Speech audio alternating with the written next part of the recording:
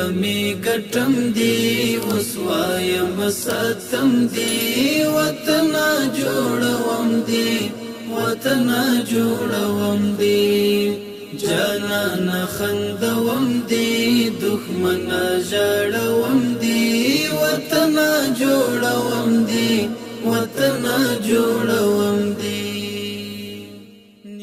ټولګټ وزارت د سلنګونو لویې لارې اقتصادي اهمیت ته په کتو د یادې لویې لارې د 80 کیلومتره سړک د اساسي ترمیم او بیا رغونې کار په 3 برخو کې له خصوصي سکتور سره قرارداد کړی چې د مهال یې کار د تونل په دننه برخه 14 ګالرۍ او د 3 برخې کار د خنجانو څخه پیل تر دوشي سیمې پورې عملاً جریان لري. د ټولګټ وزارت تخنیکی معین د یادې پروژې او خصوصي سکتور مسؤلینو ته د کار د غوره کیفیت او چټکتیا په هکله لازمې لارښوونې وکړې او زیاته یې کړه. د دغه پروژې تقریبا ټول 80 کیلومتره دی د جبل سراج نه شروع دی تر دوشي پورې هغه همدا دغه دوه ځایونه چې اوس کار په شروع ده انشاءالله زر تکمیلیږي او په نوره پروژه کې هم کار شروع دی. مثلا پل د خنجانو نه بیا د دوشي خواته هغه پروژه هم روانه ده. موږ ته یې وعده راکړې چې تر څو چې هوا دومره سختیږي چې کار بند شي تر هغه وخته به موږ 15 کیلومتره اسفالټ قریب کړو.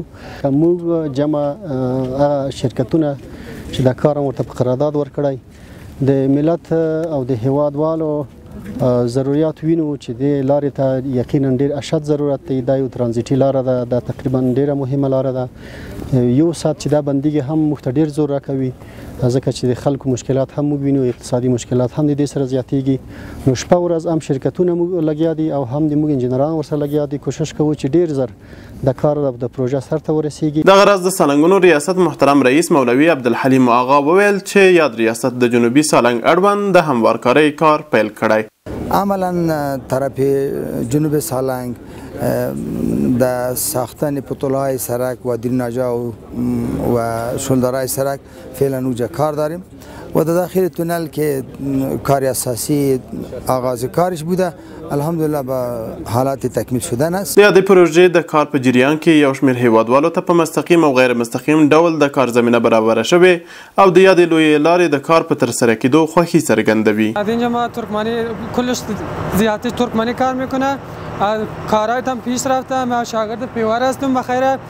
از امارات هم تشکر میکنم. کار میته وطن کار میته خوب است. من از شما خوب هستم خوش هستم. دیگه کل کارگرام خارج میره از اینجا وطن کار شوه ما خوش هستم.